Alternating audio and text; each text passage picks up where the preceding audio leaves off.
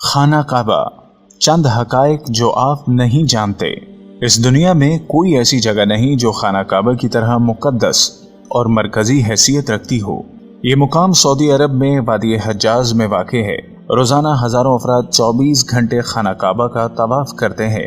खाना काबा की मुकद्दस तस्वीर लाखों घरों की जीनत हैं और करोड़ों मुसलमान इस मुकाम को अपना किबला तस्लीम करते हुए उसकी जानिब रुख करके 5 वक्त की नमाज अदा करते हैं। खाना काबा मुकअब की शक्ल में तामीर होने के साथ साथ तारीख के आईने में इंतहाई खास मुकाम का हामिल भी है।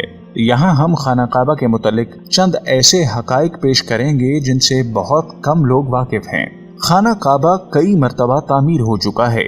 खाना काबा जिस तरह आज हमें नजर आता है ये वैसा नहीं है जो हजरत इब्राहीम अलैहिस्सलाम और हजरत इस्माईल अलैहिस्सलाम के दौर में तामीर हुआ था। वक्त के साथ पेश आने वाली कुदरती आफार और हादसात की वजह से उसको दोबारा तामीर करने की जरूरत पड़ती रही है। बेशक हम सब जानते हैं कि खाना काबा की दोबारा तामीर का एक बड़ा हिस्सा नबी करीम सल्लल्लाहु अलैहि वसल्लम की जिंदगी में नबूवत मिलने से कबल मुमकिन हो चुका था। ये वो वक्त था जब नबी करीम सल्लल्लाहु अलैहि वसल्लम ने एक बड़ी खूनरेजी को अपनी दूरंदेशी से रोका था।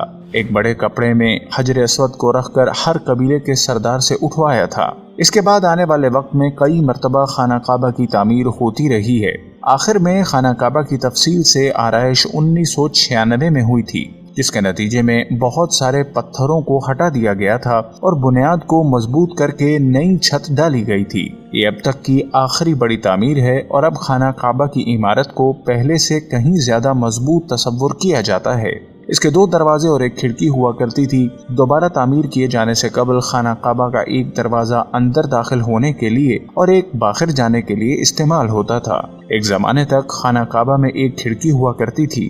खाना काबा की जो शक्ल आज मौजूद है उसमें सिर्फ दरवाजा है, खिड़की नहीं है।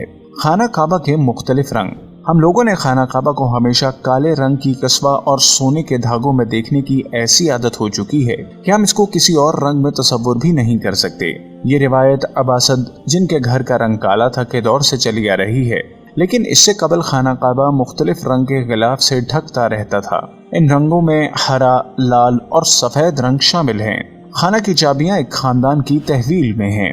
फतेह मक्का के वक्त नबी करीम सल्लल्लाहु अलैहि वसल्लम को खाना काबा की चाबियां दी गई थीं, लेकिन बजाय इसके कि आप सल्लल्लाहु अलैहि वसल्लम ये चाबियां अपने पास रखते, आप सल्लल्लाहु अलैहि वसल्लम ने ये चाबियां बनी शाइबा खानदान के उस्मान बिन तलहा को वापस कर दी। उस वक्त से आज तक वो इन चाबियों के रवायती रखवाल हैं और नबी करीम सल्लल्लाहु अलैहि वसल्लम के नादिर अल्फाज की रोशनी में ये चाबियां हमेशा उनके पास ही महफूज रहेंगी। ए बनी तलहा, ये चाबियां रोज़े क़यामत तक तेरी तहवील में रहेंगी, सिवाय इसके कि जोर जबरदस्ती तुझसे गैर इखलाकी तरीके से छीन ली जाएं। पहले खाना काबा आवाम के लिए खुला रहता था। पहले खाना काबा हफ्ते में 2 मरतबा आवाम के लिए खुला होता था और कोई भी खाना काबा के अंदर दाखिल होकर इबादत कर सकता था। लेकिन मौजूदा जमाने में ज़ायरीन की तादाद ज्यादा होने और दूसरी वजूहात की बिना पर खाना काबा को अब साल में सिर्फ 2 मरतबा खोला जाता है और उसमें सिर्फ आला शख्सियात और खास मेहमान ही दाखिल हो सकते हैं। खाना काबा के आस पास तैराकी की जा सकती थी। खाना काबा के वादी के निचले हिस्से में होने की वजह से दीगर मसाइल में से एक मसला ये था कि जब बारिश हुआ करती थी तो वादी में सैलाब आ जाता था। ये मक्का जैसे शहर के लिए कोई अनोखी बात नहीं थी, लेकिन ये बात दूसरे मसाइल की वजह बनती थी। इस वक्त यहाँ सैलाब की रोकथाम और नकासी आब का निज़ाम मौजूद नहीं था। बारिश के आखिरी दिनों में खाना काबा पानी में आधा डूबा रहता था। क्या इस वजह से तवाफ काबा रुका? हरगिज नहीं। मुसलमानों ने काबा के इर्द गिर्द तैराकी शुरू कर दी थी। तज़ीन और आराइश करवाने वाले हुक्मरानों के नाम की तख्ती। कई साल तक बहुत लोग अंदाजा लगाते रहे कि खाना काबा अंदर से कैसा नजर आता है। दूसरी और तीसरी मालूमात के जरिए के मुताबिक वो लोग खुशनसीब हैं जिनको खाना काबा के अंदर दाखिल होने की सआदत मिली, और एक खुशनसीब वो है जिसको तस्वीर बनाने का मौका मिला और लाखों लोगों ने ये तस्वीर इंटरनेट पर ऑनलाइन देखी। खाना काबा का अंदर का हिस्सा संगमरमर और हरे रंग के कपड़े से ढका हुआ है। जिस दौर के हुक्मरान ने खाना काबा की दोबारा आराइश करवाई, उसने खाना काबा के अंदर अपने नाम की तख्ती भी लगवाई। खाना काबा की तादाद 2 है। खाना काबा के बिल्कुल ऊपर जन्नत में खाना काबा मौजूद है। اس کا ذکر قرآن پاک میں بھی آیا ہے اور نبی پاک صلی اللہ علیہ وسلم نے بھی اس بات کی نشاندہی کی ہے۔ اللہ کے نبی صلی اللہ علیہ وسلم نے واقعہ معراج سناتے ہوئے فرمایا، جب مجھے بیت المعمور اللہ کا گھر دکھایا گیا تو میں نے حضرت جبرائیل علیہ السلام سے پوچھا۔ انہوں نے جواب دیا، یہ بیت المعمور ہے جہاں 70,000 فرشتے روزانہ اللہ کی عبادت کرتے ہیں، اور جب وہ یہاں سے جاتے ہیں تو واپس نہیں آتے، ہمیشہ نیا دستہ آتا ہے۔ حجر اسود، کیا آپ نے کبھی اس بات پر غور کیا کہ حجر اسود چاندی کے سانچے میں کیوں گھرا رہتا ہے؟ کچھ لوگوں کا خیال ہے کہ حجر اسود امویات کی فوج کے ہاتھوں مارے گئے پتھر لگنے کی وجہ سے ٹوٹ گیا جب وہ مکہ پر قابض تھے، جبکہ یہ پتھر عبداللہ بن زبیر کی ملکیت میں تھا۔ کچھ ذرائع کے مطابق حجر اسود بحرین سے تعلق رکھنے والے اسماعیلی گروپ کیمٹیشینز کے ہاتھوں ٹوٹ گیا تھا۔ ان لوگوں کا یہ خیال تھا کہ حج مبارک ایک توہین پرستی کا عمل ہے۔ اپنی بات کو سچ ثابت کرنے کے لیے ان لوگوں نے 10,000 حجاج کو مار کر ان کی باقیات کو آب زمزم کے کنویں میں پھینک دیا۔